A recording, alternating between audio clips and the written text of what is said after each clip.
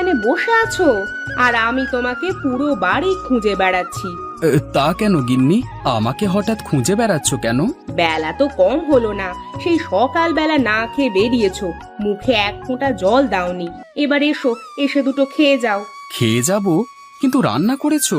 সকালেই তো বললে ঘরে নাকি কোনো বাজার সদাই নেই, কিন্তু এখন আবার বলছো ভাত খেয়ে যেতে। হ্যাঁ তাই তো বলছি, তবে ঘরে অল্প কিছু চাল কোণে পড়েছিল, সেগুলোই রান্না করেছি। এবার তুমি এসে খেয়ে যাও তো দেখি। আচ্ছা চলো চলো, আমারও যে খুব খিদে পেয়েছে। এই লালু, তুই এখানে বসে বসে ঘাস খা, আমি গিয়ে কটা ভাত খেয়ে আসি। তারপর বিকেলের দিকে তোকে মাঠে চড়াতে নিয়ে যাব। জানিসই তো, তোকে আমি ওই মাঠের ঘাস ছাড়া আর কিছুই খাওয়াতে পারবো না, কারণ আমার সংসারই যে চলে না। সেখানে আমি আবার তোকে কিভাবে খাওয়াবো বলতো? ওই ঘাসই যে তোর একমাত্র সম্বল, ওই ঘাস খাইয়েই তোকে আমি বাঁচিয়ে রাখবো। হয়েছে হয়েছে, গরুর সাথে এত কথা বলতে হবে না। এবার একটু জলদি করে এসে খেয়ে যাও, হাঁড়ি পাতিলগুলো মাজতে হবে তো। আচ্ছা চলো গিন্নি, দুটো খেয়ে আসি। আরে ও গিন্নি, এ তো অল্প কয়েকটা ভাত, আর সাথে একটা কাঁচা মরিচ আর পেঁয়াজ ছাড়া তো আর কিছুই দেখছি না। না না, এগুলো আমার গলা দিয়ে নামবে না, আমি এই ভাত খেতে পারবো না, তুমি খেয়ে নাও। আমি এখন খাবো না, তোমার খাওয়া শেষ হলেই আমি খাওয়া শুরু করব। এবার তুমি এই পেঁয়াজ আর মরিচ দিয়ে কোনো মতে ভাত কটা খেয়ে নাও তো। আরে কি, হাঁড়িতে তো একটা ভাতও নেই গিন্নি, তুমি আমাকে মিথ্যে বলছো তাই না? তুমি না খেয়ে সব ভাত আমাকে খাইয়ে দিতে চেয়েছো। না না, এই ভাত আমি আর খাবো না। তুমি না খেয়ে থাকবে আর আমি খেয়ে থাকবো, এটা তো আর হতে পারে না। আমাকে নিয়ে তুমি অত ভেবো না গো, ঘরে যে চাল ডাল বলতে কিছুই নেই। এদিকে আজ কতদিন ধরে তোমার কাজ কামও তো সব বন্ধ, এভাবে কি আর সংসার চলে বলো? ঘরের কোণে যে কটা চাল পেয়েছিলাম, সে কটা চালের ভাত রান্না করেছি। এবার তুমি খেয়ে নাও, আমাকে নিয়ে তুমি ভেবো না, আমি অন্য একটা ব্যবস্থা করে নিব। না গিন্নি না, তুমি এই ভাত কাঁচা মরিচ আর পেঁয়াজ দিয়ে খেয়ে নাও, আমি বাজারে গিয়ে খেয়ে নেব। বাজারে গিয়ে খেয়ে নেবে মানে কি? তুমি বাজারেই বা কেন যাবে শুনি? তোমার পকেটে তো কোনো টাকা কড়ি নেই, তাহলে বাজারে গিয়ে করবেটা কি শুনি? আমি বাজারে গিয়ে লালুকে বিক্রি করে দেব। এখন তো আমার জমিতে কোনো কাজ কাম নেই যে লালুকে দিয়ে নাঙল চাষ করাবো। এভাবে লালুকে না খাইয়ে আবার বসিয়েও রাখতে পারবো না, তাই আমি আজই লালুকে বাজারে নিয়ে বিক্রি করে দেব। এরপরে যে টাকাটা পাবো তাই দিয়ে কোনো একটা ব্যবসা বাণিজ্য শুরু করব। তাই বলে তোমার প্রিয় গরু লালুকে বিক্রি করে দেবে? ওগো না না, আমার মন যে একেবারেই সায় দিচ্ছে না। তোমার মন সায় না দিলেও আমার মন যে সায় দিচ্ছে। পেটে যদি দানা পানি না পড়ে তাহলে ওই গরু রেখে লাভ কি বলো? সে ঠিক আছে, তুমি যেটা ভালো মনে করো তাই করো, এতে আমি তোমাকে বাধা দেব না। গিন্নি, আমি তাহলে বাজারে গিয়ে এখনই লালুকে বিক্রি করে আসি। আর শোনো, তোমার কোনো কিছুর প্রয়োজন হলে আমাকে বলো, আমি আসবার সময় তোমার জন্য নিয়ে আসবো। না না, আমার জন্য কিছুই আনতে হবে না। গরু বিক্রি করে যাতে তুমি সুস্থ সবল মতো বাড়ি ফিরে আসতে পারো, সেটাই কামনা করি। আচ্ছা ঠিক আছে, আমি তাহলে এবার বাজারে গেলাম।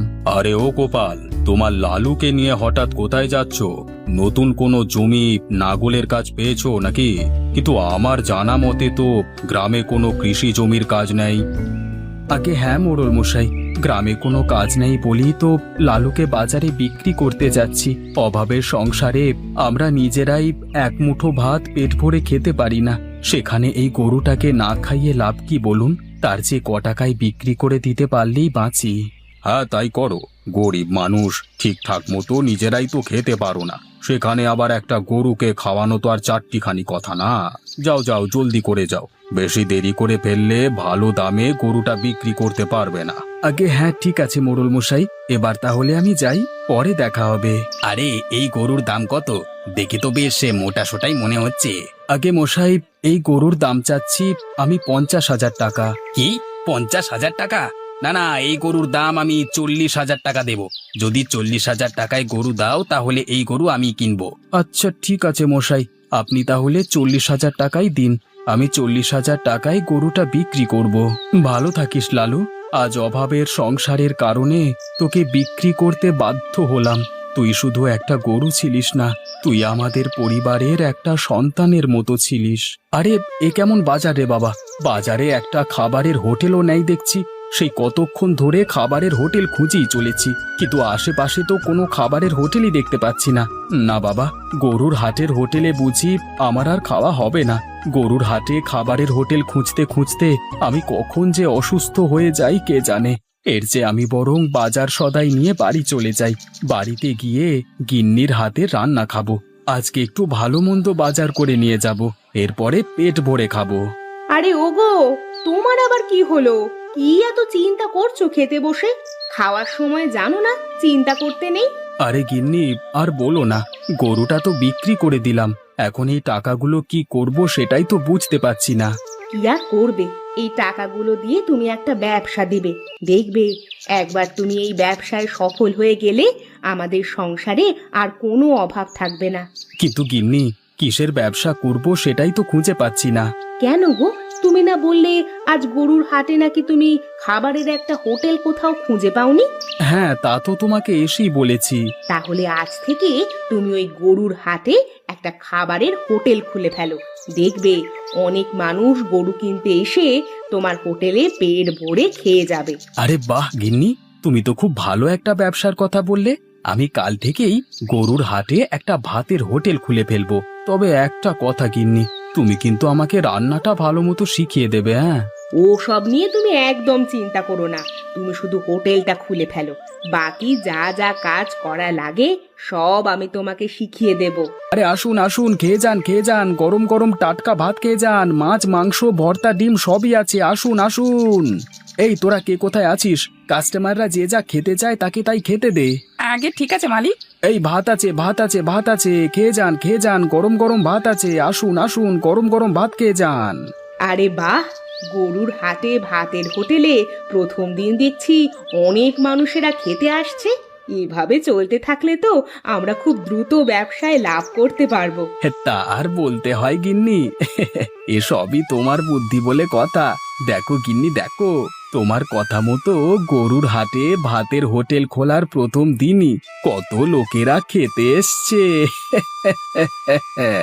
কি, তোমাকে বলেছিলাম না এই গরুর হাটে যেহেতু কোনো ভাতের হোটেল নেই, সেহেতু তুমি যদি একটা হোটেল দাও তাহলে অনেক চলবে।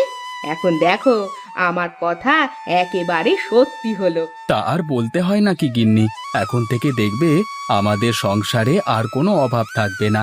আমরা এভাবে ভাতের হোটেল থেকে অনেক টাকা ইনকাম করতে পারবো বলো। আর তুমি চাইলে আরো কয়েকটা গরুও কিনতে পারবে।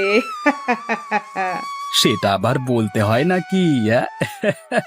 এবার তুমিও একটু আমার হোটেলে খেয়ে যাও, এই গরুর হাটে। আমার হোটেল ছাড়া কিন্তু আর কোনো হোটেল পাবে না। যদি এখন না খাও তাহলে কিন্তু পরেও না খেয়ে থাকতে হবে। এই কথা শুনে গোপালের বউ হেঁটে হেঁটে গোপালের দোকানে গিয়ে বসলো। গোপালের কর্মচারী এসে গোপালের বউকে খাবার খেতে দিল। এদিকে গোপাল দাঁড়িয়ে দাঁড়িয়ে আরো লোককে হোটেলে খাবারের জন্য ডাকতে লাগলো। তার ডাক শুনে কয়েকজন গরু ছাগল নিয়ে চলে যাবে, আবার কয়েকজন গরু ছাগল রেখে খাবার খেতে তার হোটেলে আসবে।